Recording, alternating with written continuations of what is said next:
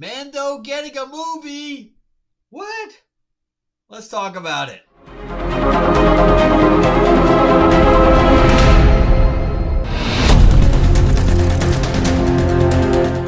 All right. We are back with another quick kind of news, Star Wars news update, since it's like changing daily now. I don't know what's going on with Lucasfilm. They don't know how to get their stuff together. Anyway, my name is Frank Zanka. If you're new to the channel, welcome. I am an award-winning screenwriter, novelist, and comic book writer. You can see some of the stuff behind me. And I am a huge Star Wars fan and Star Trek fan. And you can see Nichelle Nichols behind me. We did a Star Trek pilot before Discovery got picked up called Star Trek Renegades, which I produced. And I also produced Nichelle Nichols' final performance in a pilot called Renegades Amanara, which I'm currently pitching, but it's also up on YouTube if you want to search for that. Or I can put the link in the description below. We are winning a bunch of awards for that. So let's talk about Mando. I am an original trilogy guy. I didn't care much for the sequels or the prequels. But the prequels, after I saw the sequels, the prequels were better.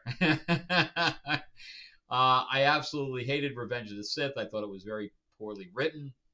And Force Awakens I thought was okay. And then we just went downhill into oblivion after that. Rogue One, along with everybody else, I did like the second half of that. I thought that the characters were very wooden. And Mando season, I think that everybody kind of agrees that with Mando season 1 and season 2 were pretty good. I mean, give and take, certain episodes, but for the most part, they were very good. And then we got season 3, and I did like having Bo-Katan in there. I really wish they kind of put Boba Fett in there as well, but some of the episodes were so poor. I mean, so poor. But it had, some of them have its moments, but it wasn't anything in comparison to 1 or 2. And, season 3, I agree with everybody that they said with season 3, it was just generally a poor season, and nobody knows what happened. Nobody knows how it took a crash dive. Especially when both Filoni's name and Favreau's name were both on it. And everybody's kind of just shaking their head and scratching it, going, I don't know, what's going on here, guys? What happened? Jack Black and Lizzo, what is going on here? And as you can see, I'm going to change my camera up a little bit here. Obviously, I have an issue with Hot Toys, but you can see the top thing there that I have Bo-Katan, Boba Fett, and Din Djarin. So I am a big fan of the Mandalorian series. Unfortunately, that's all we have at this point, because if you saw my last Star Wars review, I don't know if you'd call it some kind of a news announcement about Obaid Chinoy, her coming out and saying, everybody said, oh, well, she said that 8 years ago or whatever, about making people feel uncomfortable. But what you're not understanding is that that's her character, whether it's 8 years ago or today. And I understand too that she was trying to make men uncomfortable from the Middle East, but I think that she kind of lumps men into one big thing, because she actually says in another interview that no matter what she does, she puts activism in it. And she said that straight out. So you could say that it had to do with the Middle East, and you can say that it was a long time ago, but that's who she is. She even says today that she's a filmmaker activist. She puts that in her determination of what and who she is and how she directs. Now, I know she also directed a couple of episodes of Miss Marvel, which, she does mostly, if you look at her IMDb, it's all documentaries except for those two. And then I heard later on that they had to reshoot those episodes because they were so poorly directed. Because she's not a narrative director. She's an activist director, and that's why documentary works so well with her. and she is just in. She's going to be a fish out of water. It's going to be really a bad movie. Ray is all. Poor Daisy Ridley, man. I think that the only reason she took it is because she has nothing else going on. I mean, nobody wants her. I don't know why. She's done a couple of movies. She should just go to low budget, is what I think she should do. She'd probably find more things that are happy with her. She did that pretty bad movie with Tom Holland that the men's thought you could see them. Very strange. I did like her in Ophelia. I actually own that movie. I did not like Orient Express, but she's had some movies now, but they just haven't done well at all. And anyway, this movie is going to tank her for sure.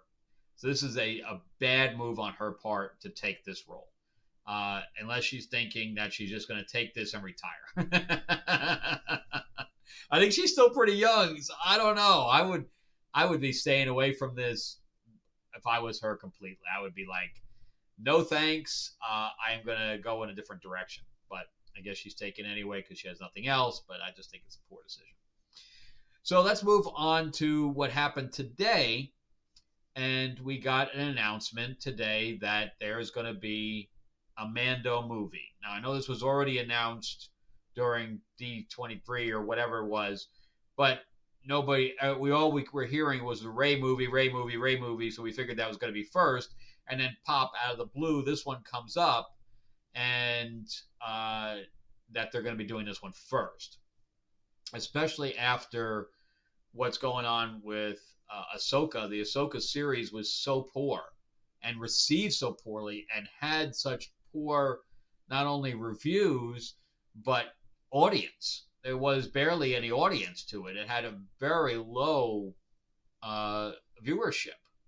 I mean, even season 3 of Mando fell off like badly. So there's no audience. So for me to say that they're going to take this to the big screen, and then on top of that you'd have to watch all of Mando to understand what was going on with Bo-Katan and all that stuff.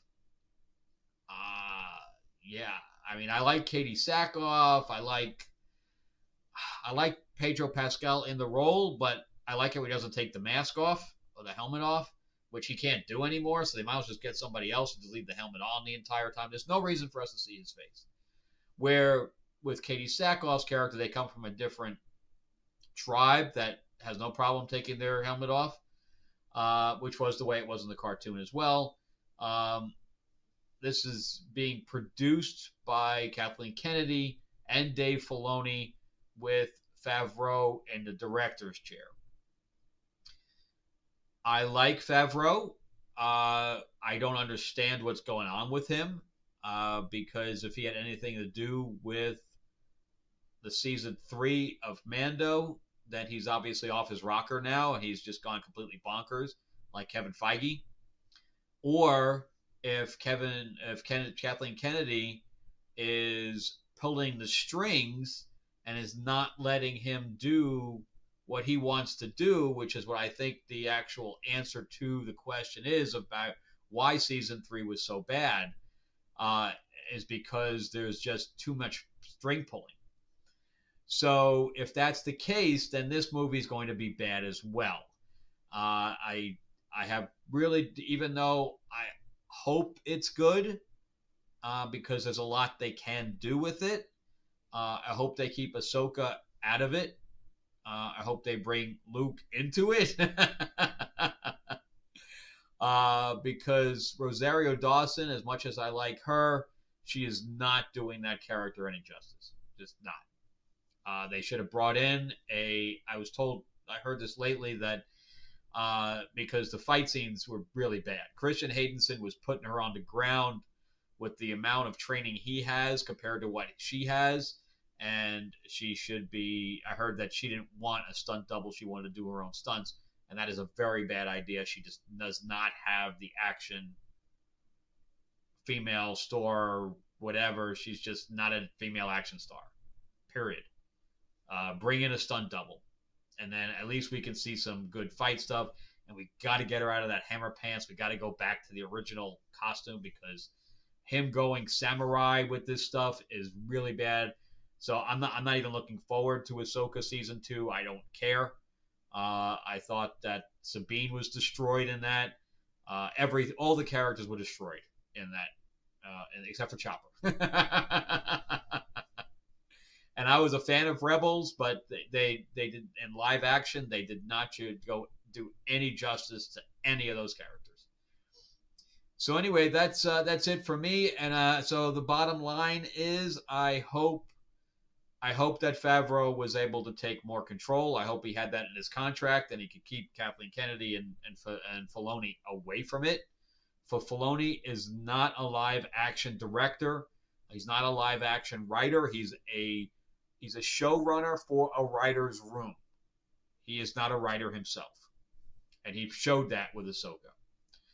So let's hope that Favreau can get a little bit more control out of this. If not, it's doomed. It's doomed. If Kathleen Kennedy and Filoni are sinking their claws and teeth into this, then it's going to be bad. So, and it's already a good possibility that it's going to lose money, depending on how expensive the film is. Because based on the viewership of Disney Plus, if they're going to do anything like that, it's going to be a money loser because you're not going to get the eyeballs. All right, so that's it for me. I'm keeping my fingers crossed. I am a big Star Wars fan, and I really wanted to see it come out of the swamp like it's doing. But anyway, thank you very much for watching. Remember, at the end of the month, I'm going to have a late pledge for Lords of L.A., my vampire mob set in the 50s comic.